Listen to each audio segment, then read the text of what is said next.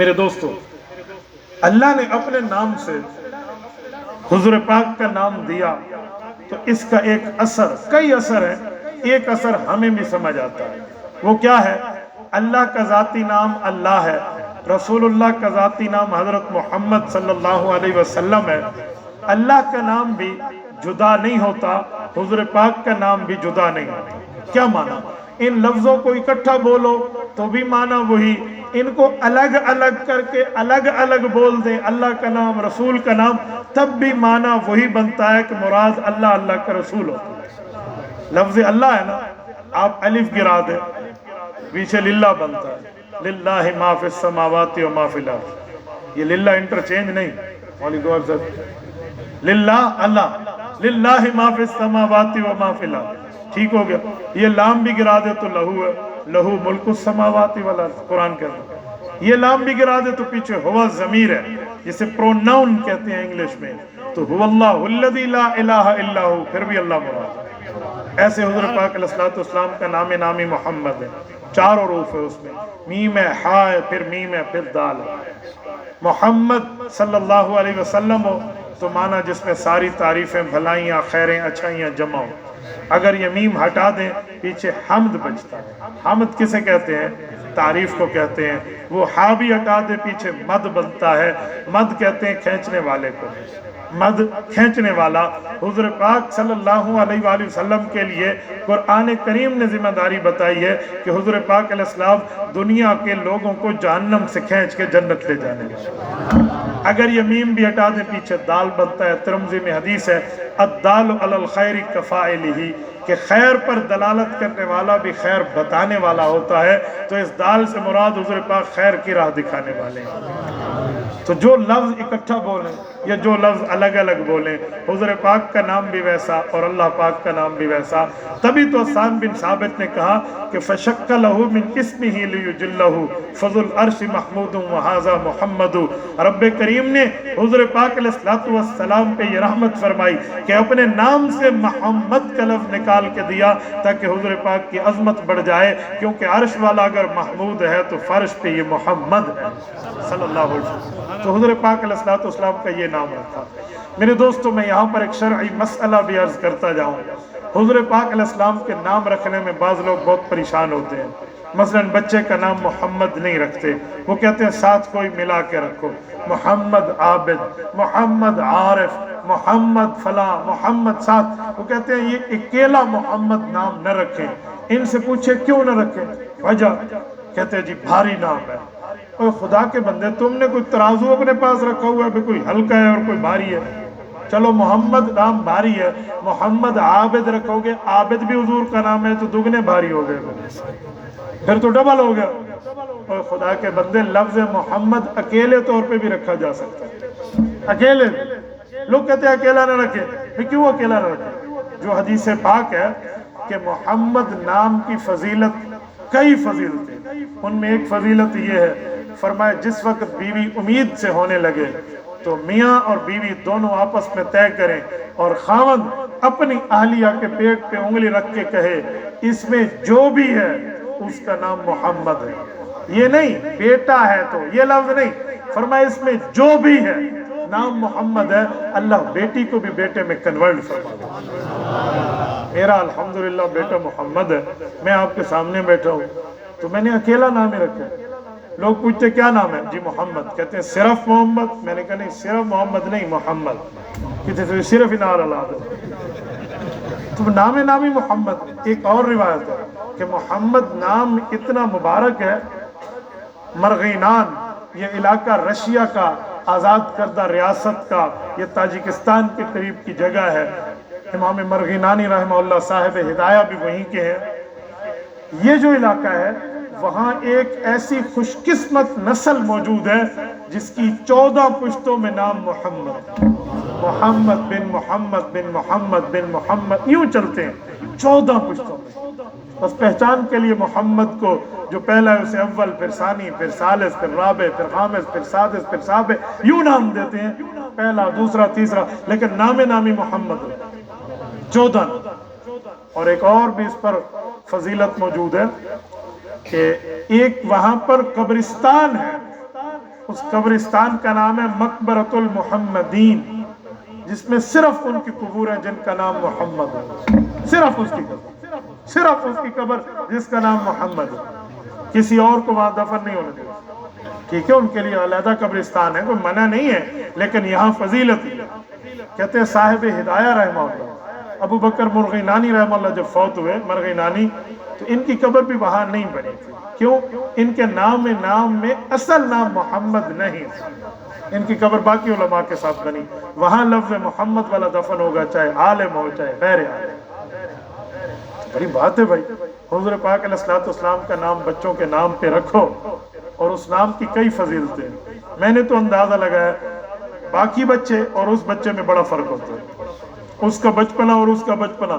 بچے رات کو روتے ہیں اور ایسے روتے ہیں کہ ماں باپ کی نیندیں خراب ہو جاتی ہیں، اسی لیے تو ماں باپ کا حق بتایا گیا نا کہ باپ جنت کا درمیانی دروازہ ہے اور ماں کے قدموں تلے جنت ہے، کیونکہ وہ راتوں کو اپنی نیند کی سرما اپنی آنکھوں کو نہیں لگا پاتے، اپنے بچوں کی تیمارداری میں اور ان کی حفاظت و نگرانی میں رہتے ہیں۔ لیکن لفظ محمد رکھ دینا بچہ کا نام یہی، تو بچہ رات کو آپ کو تنگ نہیں کرے۔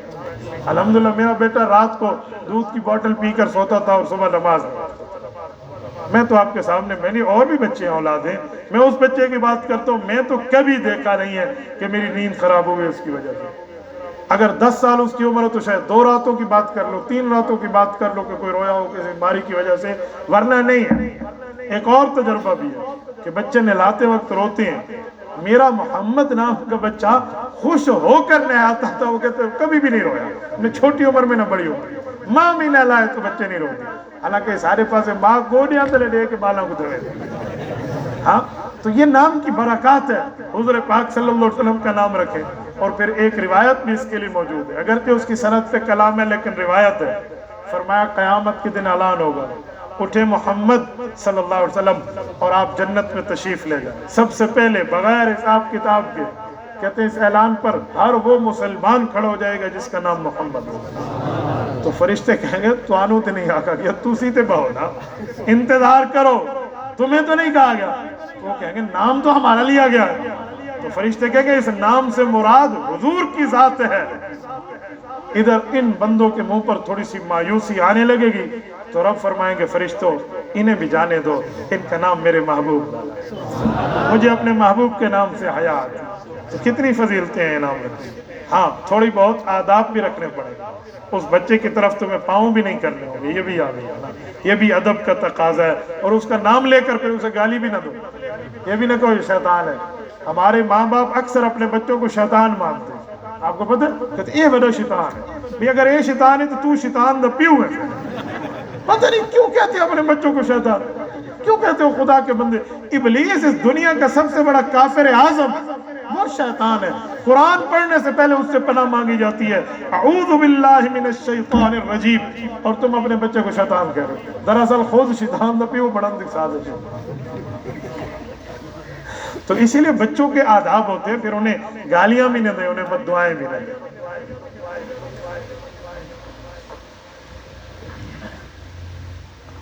حضور اقدس صلی اللہ علیہ وسلم کا یہ نام نامی دادا جان نے رکھا، اور رسالت مآب علیہ السلام کے اسلام کی برکات سے پھر دنیا واقف ہے۔ میرے دوستو، حضور اقدس صلی اللہ علیہ وآلہ وسلم کی تعلیمات میں اور حضور کے رتبے میں ایک جملہ آپ کی خدمت میں رکھتا ہوں، ذرا توجہ رکھنا۔ رسالت مآب علیہ السلام کا بچپن ہے، لڑکپن ہے، جوانی ہے، ادھیڑ عمر ہے، پھر رسالت مآب علیہ السلام کا 63 سال کی عمر میں انتقال ہے۔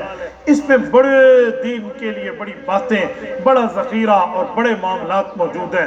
میں ان میں 2-4 چیزیں آپ کی خدمت میں رکھنے لگا ہوں۔ اگر رسالت مآب علیہ السلام کی مکہ مکرمہ کی زندگی کو دیکھیں تو حضور پاک علیہ السلام کی سیرت ہمیں سچ بولنے کی بات کرتی ہے، سچائی کی دعوت دیتی ہے، سچ بولنے کی طرف اشارہ اس سیرت النبی کے مکی زندگی پر ہمیں یوں نظر آتا ہے کہ جب رسالت مآب پر رب کریم نے حکم فرمایا فرمایا کہ آپ نے کلمہ کی دعوت دینی ہے۔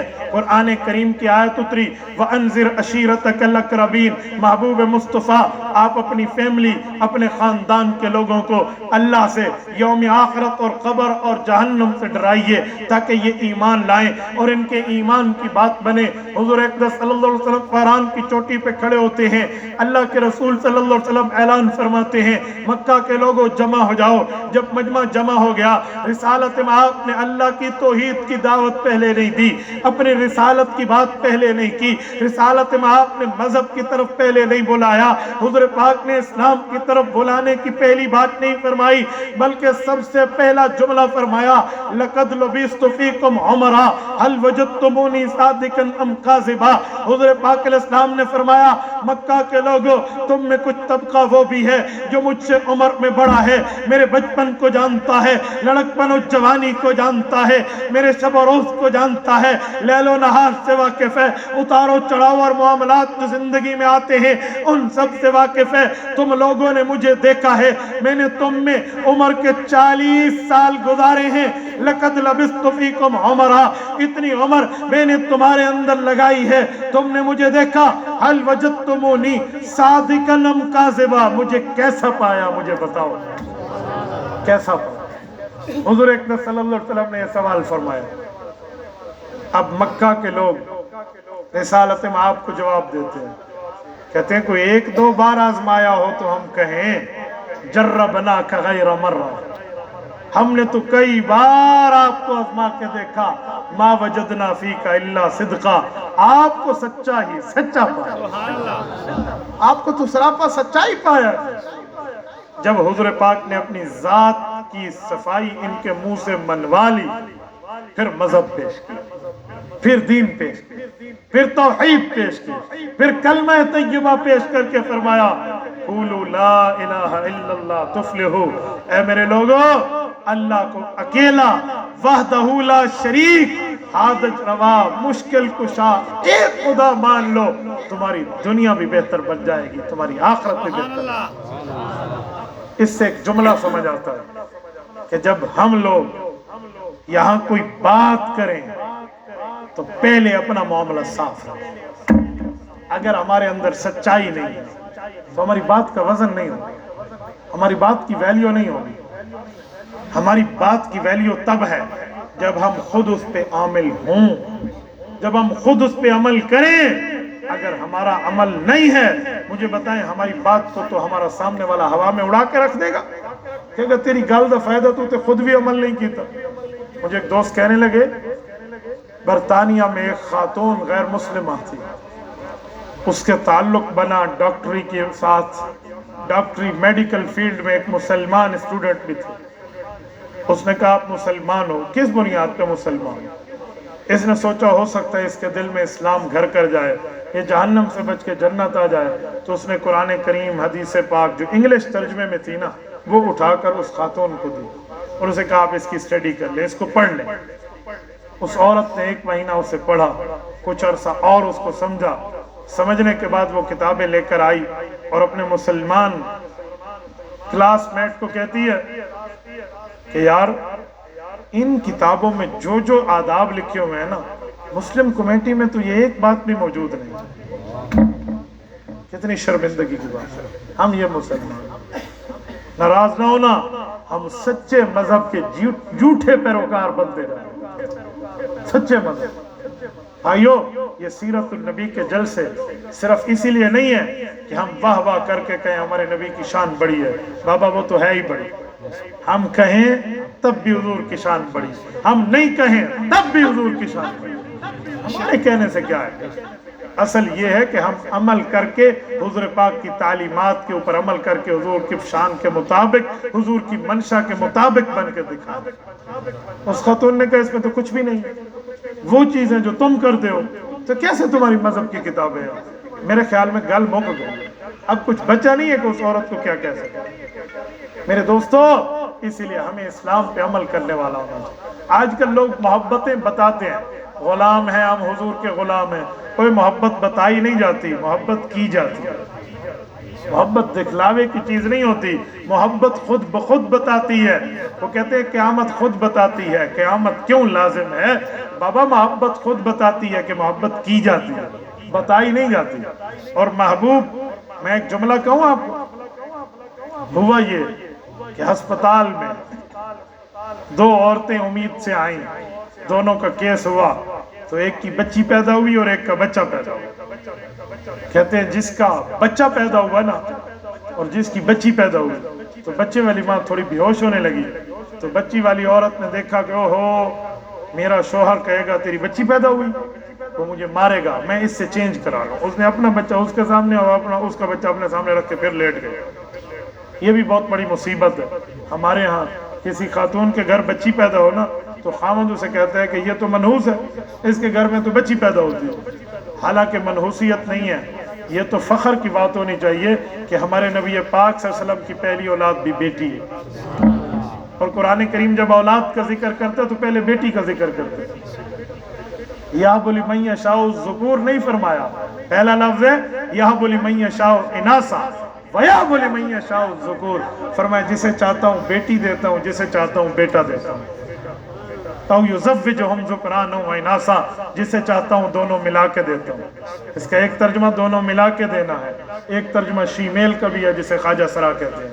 औ युज़व्विजुहुम ज़ुकरान व इनासा व यजअलु मन यशाउ अक़ीमा, जिसे चाहता हूँ बांझ बना देता हूँ। ये रब्बे करीम का फैसला है, लेकिन तरतीब बेटी से शुरू की। तो यूं नहीं होना चाहिए कि जिसके घर में बेटी पैदा उसे कहा जाए कि ये तो मनहूस है। भाइयों, अगर ये मनहूस है ना तो फिर खामद उससे बढ़ के मनहूस है। क्यों? ये औरत अपने मेके से तो बच्चा साथ नहीं लाई थी, ये तो तेरे घर से बच्चा लेकर गई है, लिहाजा दाना बोने वाला किसान तो तू है, खेती का क्या कसूर है? अपने आप का इलाज कर, दिमाग का इलाज कर, मसला आपका। तो भाइयों, अजीब मसला था उस औरत के साथ भी, तो उसने यूं चेंज करा। कहते हैं बात काजी वक्त तक चली गई, उस औरत ने शोर मचा दिया, बाद में कहे मेरा तो बेटा था, ये बेटी क्यों है? वो कहने लगा नहीं तेरे सामने तो बेटी पड़ी। उन्होंने कहा नहीं मैं बेहोश नहीं थी, इतना मुझे पता है मेरा बेटा था। उन्होंने कहा जी नहीं, वो बच्चा लेकर भाग गए। काजी के पास मामला आया, जज के पास जब बात गई, दलाइल से बात आई, तो जज ने एक अंदाजा लगा लिया कि जो औरत बच्चा लिए हुए है इसका बच्चा है नहीं, और चेक तो करो। तो जज ने कहा ठीक है मैं फैसला कर लूं। दोनों कहने लगे जी कर दे। तो उसने कहा बच्चे को दरमियान में लाओ, मैं छुरी से आधा आधा करता हूँ, दो टुकड़े करता हूँ, एक टुकड़ा तुम ले लो, एक तुम ले लो। तो जो असल माँ थी ना उसको ये बर्दाश्त नहीं। उसने कहा जज साहब ये मैं अपना केस वापस लेती हूँ, बच्चा सलामत रहे, इसको दे दो, इन्हों दे दो, मैनू लोड़ कोई, इसे दे दे, मुझे जरूरत नहीं है। भाइयों, जिसका मामला होता है ना ओरिजिनल और असल, उसके दिल पे गुजरती है कि मामला है क्या। जिस शख्स ने उसे कुरान और हदीस की किताब इंग्लिश में पेश की और उस औरत ने आकर जवाब दिया कि तुम्हारा कैसा मजहब है जिस पर तुम अमल नहीं करते, बताओ इस मुसलमान को कितनी शर्मिंदगी महसूस हुई। और आज हम यहाँ बैठे। तो असल सीरत का माना है कि सीरत नबी को अपनाओ, हुज़ूर पाक की तालीमात को अपनाओ, क्योंकि अल्लामा इकबाल हमें बता गए हैं अमल से जिंदगी बनती है, जन्नत भी जहन्नम भी, ये खाकी अपनी फितरत में नानूरी है नानारी। तो मेरे दोस्तों, हुज़ूर पाक अलैहिस्सलाम ने सबसे पहले सच्चाई को पेश किया। इससे पता चलता है कि सच्चाई बहुत बड़ी चीज है। सच बोलें चाहे बंदे की ज़बान ही क्यों न कट जाए, सच बोलें चाहे गर्दन क्यों न उतर जाए। दुनिया में सच बोलने पर कोई नाराज होगा तो हो जाए, लेकिन कुरान करीम कहता है, पारा नंबर 30 कहता है, सूरत तकवीर कहती है वइज़ा सुहुफ़ नुशिरत, क़यामत में नामा अमाल खुलेंगे। जब नामा अमाल खुलेगा तो तुम्हारा सच सामने आएगा, अल्लाह उस पर तायीद करेगा और दुनिया को फिर शर्मिंदगी उठानी पड़ेगी, तुम सुरखरू हो जाओ। इसीलिए सच से पीछे ना हटो। आज इतना झूठ बोला जाता है, इतना झूठ बोला जाता है, अल्लाह अकबर। मेरे दोस्तों, मैं आपके सामने एक जुमला कहता हूँ, एक जुमला कहता हूँ, सुने सच की बुनियाद पे कि सच कैसा होना चाहिए। आजकल अदालत चले जाओ, आपको झूठे गवाह मुसलमान मिल जाएंगे, جھوٹے گواہ، اتنے پیسے دے دو گواہی لے لو، اتنے پیسے دے دو گواہی لے لو، یہ پیسے لے لو گواہی لے لو، جھوٹے گواہ۔ اب اگر آپ کا ایمان تازہ ہے تو میں ایک جملہ کہنے لگا ہوں، یہ بھی عدالتیں ہیں، ترکی میں بھی عدالت۔ آپ ترکی جائیں، اللہ تعالیٰ آپ کو لے جائے، وہاں 15 انبیاء کے لگ بھگ قبریں موجود ہیں، بہت بڑی جگہ ہے ترکی، وہاں جائیں نا، ترکی کی عدالت میں کوئی عیسائی گواہ پیش ہو یا کوئی مسلمان گواہ پیش ہو، جج فرق کرتا ہے، مذہب کی بنیاد پہ نہیں کہ ایک کرسچینٹی سے اور یہ اسلام سے، جی نہیں، وہ کسی اور چیز پہ فرق کرتا ہے۔ کیا؟ وہاں یہ بات طے ہے کہ مسلمان اور باقی مذہب والے جھوٹ بول جاتے ہیں گواہی میں، عیسائی کبھی جھوٹ نہیں بولتے۔ جی ہاں، وہاں کوئی عیسائی عدالت میں حضرت پیش ہو جائے نا، اس ایک کے اکیلے گواہی مانگی جائے، وہ کہتے ہیں جتنے پیسے لے گا جھوٹ نہیں بولے گا۔ حالانکہ ترکی عیسائی ملک نہیں ہے، نہ عیسائی مذہب ہے وہاں۔ کہیں آپ کہیں بھائی عیسائی کا مذہب ہے تو نے اپنا ملک کے قانون بنا لیا، جی نہیں، وہاں عیسائی جھوٹ بولتے نہیں ہیں بقول ان کے۔ آپ اور ہم کہیں گے نا جھوٹا مذہب ہے، لیکن انہوں نے اپنے اوپر لیبل جھوٹ کا نہیں لگا۔ ہم کہاں بیٹھے، ہم کہاں پہنچ گئے ہیں سچائی کے معاملات؟ آج ہر بات جھوٹی، ہر معاملہ جھوٹا۔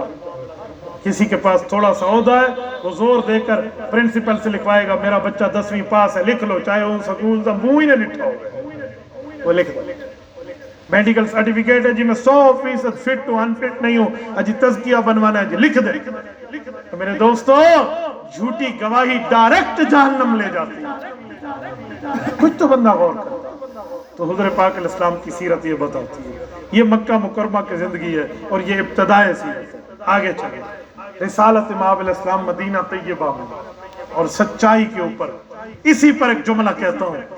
مدینہ طیبہ میں ایک یہودی سے ایک مرتبہ قرض لیا گیا، قرض کی ضرورت پڑی، حضور پاک نے قرض لیا، بعد میں اس کا قرضہ لوٹا دیا۔ سنو، جب حضور پاک نے اس کا قرضہ لوٹا دیا تو یہودیوں نے آپس میں ایک دوسرے سے پوچھا، فلاں کا قرضہ مسلمانوں نے لیا تھا، لوٹ گیا؟ انہوں نے کہا جی ہاں، اس کو تو مل گیا۔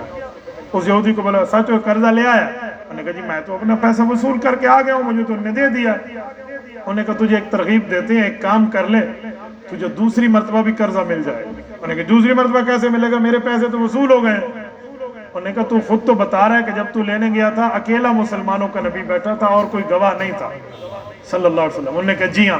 کہا اب چلا جا، انہیں کہنا مجھے قرضہ واپس نہ کرو، اور وہ کہیں میں نے قرضہ دیا، تو کہنا گواہ دو۔ گواہ ہوگا نہیں، مسلمانوں کے نبی نے جھوٹ بولنا نہیں ہے، ہمیں دوسری مرتبہ قرضہ مل جائے گا، ساڑھے یارے نیارے ہو جانے رہے۔ چل، یہودی کو لاڑے واٹے لگا کر نا وہ بندے حضور کے دربار میں لے آئے۔ جب وہ لے کر آئے، اس وقت حضور پاک کے ساتھ ایک صحابی بیٹھے تھے، لیکن جب قرضہ دینے کا وقت تھا اس وقت وہ نہیں تھے۔ خزیمہ بن ثابت الانصاری رضی اللہ عنہ بیٹھے تھے، اس وقت نہیں تھے جب پہلی بار تھی، لیکن حضرت خزیمہ یہ منظر دیکھ رہے ہیں۔ یہودی آ کے کہتے ہیں میرا قرضہ، حضور پاک نے فرمایا انی قد قضیتک، میں تو تیرا قرضہ دے چکا ہوں، تجھے لوٹا دیا، تجھے پتہ نہیں ہے۔ اب یہ صحابی نے سن لے، پہلی باری بات نہیں دیکھی تھی، صرف یہ حضور کی زبان سے سنا۔ اس نے کہا البینہ، گواہ پیش کرو۔ تو اس سے پہلے کہ حضور یہ فرماتے کہ اس وقت تو گواہ کوئی نہیں تھا، اس صحابی نے جو ساتھ بیٹھے تھے نا، امام عبد الرزاق بن حمام مصنف عبد الرزاق کتاب القضایا میں لکھتے ہیں، انہوں نے کہا انا اشہد ان رسول اللہ قد قضاک، میں گواہی دیتا ہوں حضور نے تیرا قرضہ دیا۔ اب تو یہودی کے منہ میں کچھ نہ بچا، وہ تو نامرادوں کے دفع ہو۔ جب وہ گیا، حضور پاک نے ان کی طرف چہرہ پھیرا، تو خزیمہ شہادت حضور کیا مطلب ہے؟ تمہیں نہیں پتا جھوٹی گواہی تو جہنم لے جاتی ہے۔ انہوں نے دامن مصطفیٰ کو تھاما اور کہا حضور اجازت ہو تو کچھ عرض کروں؟ کہا جی ہاں۔ کہا جھوٹی گواہی نہیں ہے، سچی ہے۔ کہا خزیمہ کیسے کہنا چاہ رہے ہو، آپ کی بات کا مطلب کیا ہے؟ کہ یا رسول اللہ آپ نے بتایا اللہ ہے، ہم نے اللہ کو نہیں دیکھا، ہم نے آپ کی زبان پہ اعتماد کیا اور اشہد اللہ الہ الا اللہ کا نعرہ لگا۔ آپ نے فرمایا آپ کو اللہ نے نبوت دی ہے، ہم نے تو نبوت ملتے نہیں دیکھی، ہمیں تو صرف آپ کی زبان سے پتہ چلا آپ نبی ہیں، ہم نے اشہد ان محمد رسول اللہ پر ایمان لیا۔ आपने फरमाया जन्नत हक, दोज़ख हक, क़यामत हक, मीज़ान अदल हक, फरिश्ते हक, अर्श हक, कुर्सी हक, सब कुछ है। वो आपने देखा, हमने कुछ नहीं देखा। आपने सिर्फ आपकी बात पर सुने, एतमाद किया और गवाहियां दे दी कि हम इन सब चीजों के कायल हैं। ठीक है, मैं उस वक्त मौजूद नहीं था जब आप कर्जा लौटा रहे थे, लेकिन अब तो मौजूद हूं जब आप अपनी जुबान से इरशाद फरमा रहे हैं कि मैं कर्जा दे चुका, तो मैं आपकी इस बात पे गवाही दे सकता हूं। हुज़ूर पाक अलैहिस्सलाम खुश हुए। अल्लाह के रसूल ने अल्लाह जल्ला शानो की खुशी एक हदीस में इरशाद फरमा दी। कहा खुज़ैमा तुझसे मेरा अल्लाह भी बड़ा खुश है तेरी इस मोहब्बत पर। कहा जी वो कैसे? कहा अल्लाह तुम्हें इनाम देना चाहता है। या रसूलल्लाह मेरा रब मुझे क्या इनाम देगा? फरमाया अंत ज़ू शहादतैन, तेरा इनाम ये है कि दुनिया में किसी जगह जब गवाही की जरूरत पड़ेगी तो लोग दो दो गवाहियां देंगे, तेरे अकेले की गवाही दोहरी गवाही शुमार की जाए।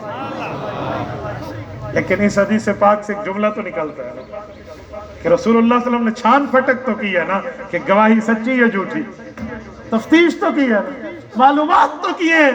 मेरे भाइयों हम कहाँ बैठे हैं? हमारी नेचर कहाँ पहुंच गई है?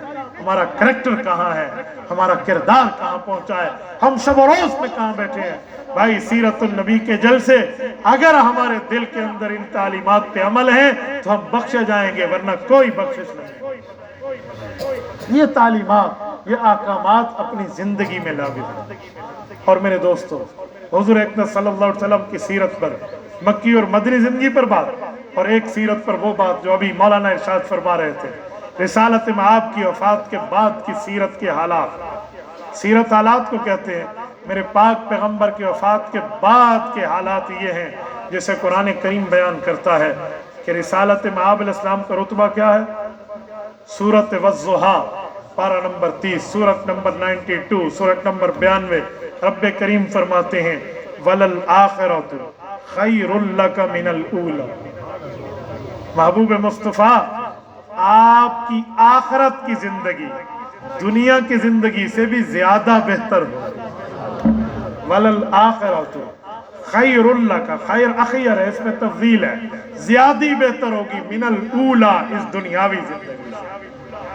हुज़ूर पाक की आखिरत की जिंदगी दुनियावी जिंदगी से बेहतर होगी। क्या मतलब?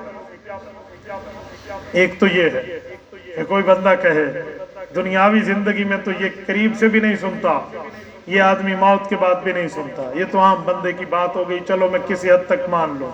लेकिन नबूवत का मामला ऐसा नहीं है। नबूवत का मामला कैसा है? अल्लाह ताला आपको रोज़ा रसूल पे ले जाए, अल्लाह आपकी बरकत से हमें भी ले जाए, अपनी ज़बान से हुज़ूर पाक की खिदमत में सलाम पेश करने वाला बनाए, हुज़ूर पाक से जवाब लेने वाला खुश नसीब बनाए। हुज़ूर पाक के रोज़े की तरफ मुँह करो तो इस दाएं सतून पे 2 अरबी ज़ुबान में अशआर लिखे हुए हैं और इस बाईं तरफ भी 2 अशआर लिखे हैं। आपके ज़हन में ख्याल आएगा मौलाना जो आयात लिखी हैं वो तो आप बताएं, आप शेर बता रहे हैं। चलो मैं आयत भी सुना देता हूँ। या अय्युहल्लज़ीना आमनू ला तरफ़ऊ अस्वातकुम फ़ौक़ सौतिन नबी, ए लोगो अपनी आवाज़ को नबी की आवाज़ पर बुलंद न करो, यानी अदब आज भी करो। ये आयत है और 7 शेर भी लिखे हैं, 2 इधर 2 इधर। कोई बंदा पूछे मौलाना शेरों की क्या हैसियत है? शेर की भी कोई हैसियत होती है? मैं कहता हूँ जी हाँ, इस जगह शेर की बड़ी हैसियत है। वो क्यों? हजरत ज़ैद इब्न असलम रज़ी अल्लाह के वास्ते से हदीस पाक मौजूद है। इमाम मालिक रहमहुल्लाह, मुअत्ता इमाम मालिक किताब सलात बाब जामे सलात में हदीस लाए हैं। हुज़ूर पाक ने बड़ी दुआएं की थी। वफात के वक्त एक दुआ की, अल्लाहुम्मा ला तजअल कब्री वस्नन युअबद। हुज़ूर पाक फरमाने लगे लअनल्लाहुल यहूद वन नसारा इत्तखज़ू कुबूर अंबियाइहिम मसाजिदा अल्लाहुम्मा ला तजअल कब्री वस्नन युअबद। अल्लाह, यहूदी और ईसाइयों का मामला और था। फिर सहाबा को फरमाया मेरे सहाबा, यहूदी और ईसाइयों के नबी फौत हो जाते, वो उनकी कब्र को सजदा गाह बना देते, तुम मेरे साथ ये न करना। और फिर हुजूर के लिए दुआ की, अल्लाहुम्मा ला तजअल कब्री वस्नन युअबद, मेरे मौला मेरी कब्र के ऊपर शिरक न हो। बताइए हुजूर की दुआ कबूल है या रद्द है? नऊज़ु बिल्लाह, कबूल है बाबा, कोई रद्द नहीं है। تو حضور کے روزے پہ جو موجود ہے وہ غلط نہیں ہے. اس لیے شعر کی اہمیت. یہ شعر کوئی بادشاہی مسجد قلعے تے نہیں لکھا کھلوتے آپ کہیں لاہور میں لکھا ہوا ہے. یہ حضور کے روزے پہ لکھا ہے جس کو حضور کی دعائیں شامل. اچھا وہ اشعار کیا ہے؟ 4 شعر ہیں. یا خیر من دفنت بالقاء اعظمه فطاب من طیبہن القاء والاکم. یہ دائیں طرف بائیں طرف. نفس الفداء لقبر انت ساکنہ فیہ الافاف وفیہ الجود والکرم. کیا مطلب؟ یا خیر من دفنت بالقاء اعظمہ، اے وہ خوش قسمت ذات، اے وہ خوش قسمت ذات جو دنیا میں بھی خوش قسمت تھی، اس جگہ آ کر بھی خوش قسمت. فطاب من طیبہن القاء والاکم. دنیا میں آپ جہاں بیٹھتے خوشبوئیں بکھار کے رکھ دیتے، آج آپ قبر میں آئے ہیں تو یہ جگہ کو بھی آپ نے خوشبودار کر دیا. اور بائیں طرف بھی 2 شعر. نفس الفداء لقبر انت ساکنہ. اللہ اکبر، توجہ رکھنا. نفس الفداء لقبر انت ساکنہ. میری جان قربان اس قبر پہ جس میں آپ زندہ سلامت موجود ہیں. آپ کہیں گے زندہ کا لفظ تو حیٌ ہوتا ہے، ادھر تو نہیں ہے. آپ نے زندہ کا ترجمہ کہاں سے کیا مولانا؟ یہاں لفظ ہے ساکن، اور آپ جانتے ہیں ساکن، سکنا، سکنا یہ زندوں کے لیے استعمال ہوتا ہے. مردہ ہو تو ساکت کہتے ہیں، ساکت. زندہ ہو تو ساکن. کوئی کہے ساکن کٹھا موڑ، اس کا کیا معنی ہے؟ قبرستان میں لے جاؤ. سکونت، سکنا کسے کہتے ہیں؟ فرمایا نفس الفداء لقبر انت ساکنہ. میری جان قربان اس قبر پہ جس میں آپ زندہ سلامت موجود ہیں، آپ ساکن موجود ہیں. توجہ رکھنا، ساکن آپ ہیں. اللہ آپ کو سلامت رکھے. بیٹھیں، تشریف رکھیں. ان بھائی کو کچھ دنوں پہلے اغوا کیا اور ان اغوا کاروں نے خون ان کے جسم سے نکال دیا. اللہ تعالیٰ کے فضل سے ان کا علاج ہوا اور آج یہ ماشاءاللہ ہمارے جلسے میں موجود ہے. ان کے لیے دعا فرمائے اللہ ان کی حفاظت فرمائے، اللہ ان کو صحت یاب فرمائے. اللہ اس سمیت ہر مسلمان کے اولاد کی حفاظت فرمائے. ایسے ڈاکوؤں کے لیے اللہ تعالیٰ اپنا غضب نازل فرمائے. نفس الفداء لقبر انت ساکنہ. میری جان قربان اس قبر پہ جس میں آپ زندہ سلامت ہیں. فیہ الافاف وفیہ الجود والکرم. آپ دنیا میں بھی سخی تھے، آج بھی سخاوت آپ کے ساتھ برقرار. تو دنیا کی زندگی آخرت کی زندگی سے بہتر. میرے دوستو، حضور پاک نے فرمایا جلاء الافہام میں صحیح حدیث موجود ہے. اس حدیث میں کوئی سدی صغیر راوی نہیں ہے. جو لوگ کہتے ہیں سدی صغیر ہے، اگر کوئی کہے جو میں حدیث پڑھنے لگا ہوں کہ اس میں سدی صغیر ہے، میں مدینہ طیبہ سے گھڑی تحفے میں اس کو دینے کے لیے تیار ہوں، میں وہیں سے لایا ہوں. کوئی اس حدیث میں سدی صغیر نہیں ہے، صحیح حدیث ہے، جلاء الافہام میں موجود ہے. حضرت ابو ہریرہ فرماتے ہیں اللہ کے رسول نے فرمایا من صلی علی عند قبری سمعتہ ومن صلی علی من بعید علمتہ. لوگو میں دنیا چھوڑ جاؤں گا تو وفات کے بعد کوئی دور سے درود پڑھے گا تو مجھ تک فرشتے لائیں گے، قریب سے پڑھو گے تو میں خود سن. آخرت کی زندگی کتنی بہتر ہے. اور آخری بات کر کے خلاصہ دینے لگا ہوں. ہمتن گوش بندے متوجہ، یہ میرا جملہ ضائع نہ ہونے دے. میں مدینہ طیبہ جب پہلی مرتبہ عمرے کے سفر میں تھا تو مدینہ طیبہ حاضری ہوئی.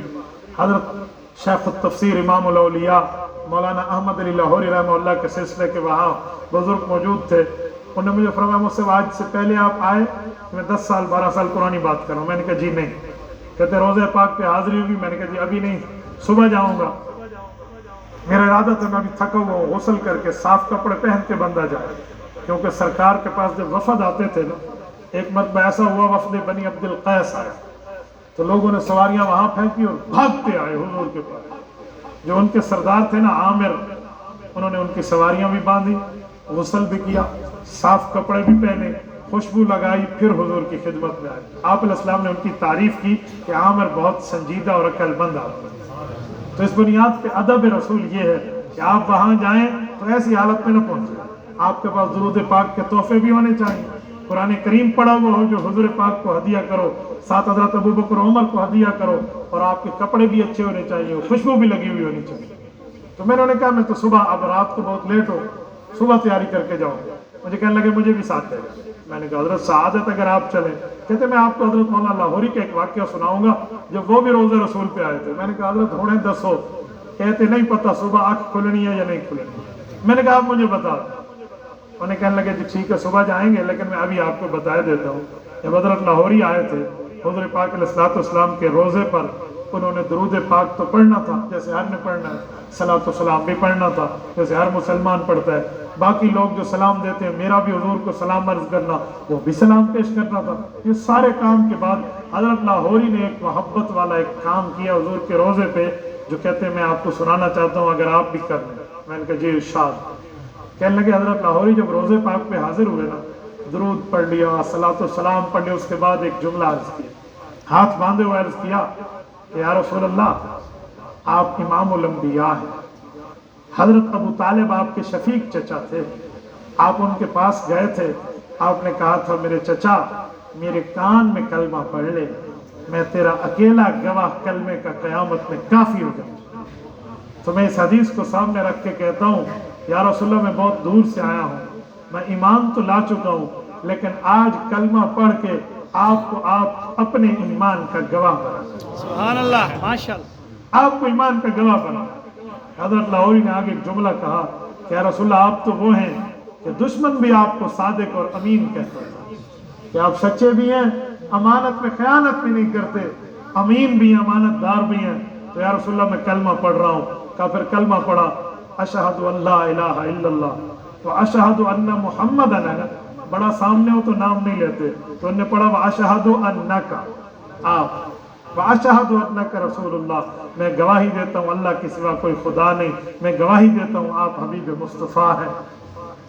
کلمہ پڑھ لیا اور اس کے بعد کہا یہ میرا تحفہ بطور امانت آپ سنبھال لیں، تاکہ کل قیامت میں اللہ کے دربار میں مجھے اپنے ایمان کی گواہی کی ضرورت پڑے تو وہاں سب سے بہتر گواہی آئے۔